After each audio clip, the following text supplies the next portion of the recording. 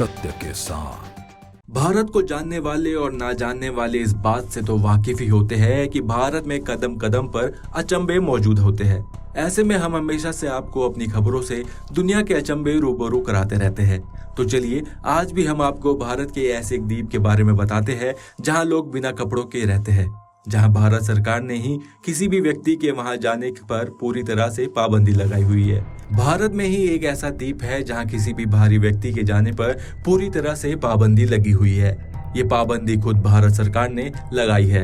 इस द्वीप पर रहने वाले पुरुष, महिलाएं, बच्चे, बुजुर्ग पुराने आदिवासी कबीलों की ही तरह बिना कपड़ों के रहते हैं।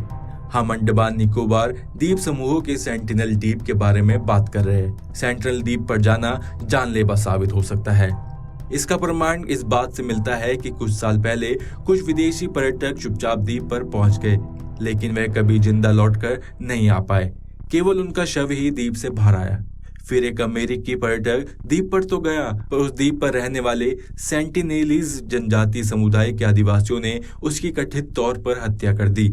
इस द्वीप के बारे में जो थोड़ी बहुत जानकारी बाहर आ पाई है, उसके मुताबिक सेंटिनल आइलैंड बेहद खूबसूरत और सेंटिनेलीज जनजाति को बेहद खतरनाक माना जाता है।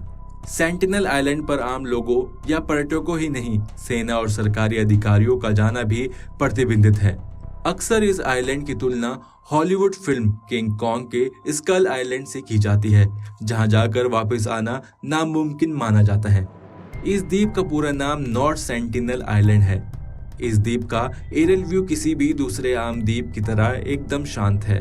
द्वीप पर प्रकृति का राज है और हर तरफ हरियाली और खूबसूरत नजारे हैं। प्रशांत महासागर के नॉर्थ सेंटिनल आइलैंड पर रहने वाली रहस्यमय आदिम जनजाति का आधुनिक युग से कोई सरोकार नहीं है।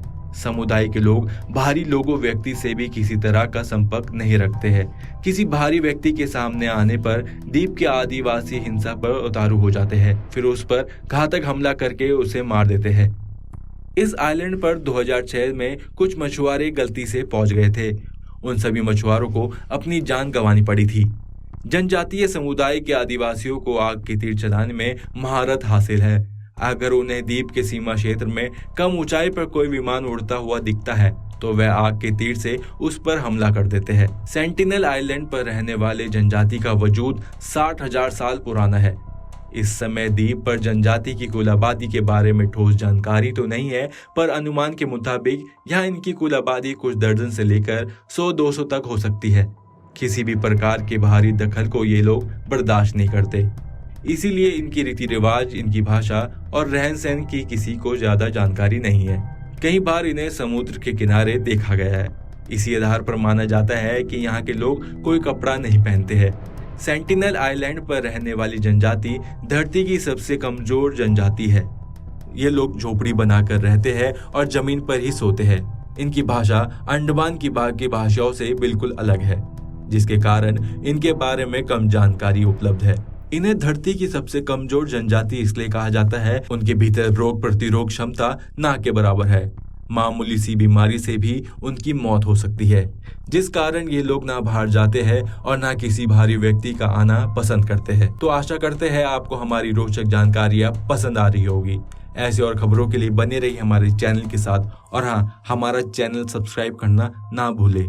Bureau report, TV news virus.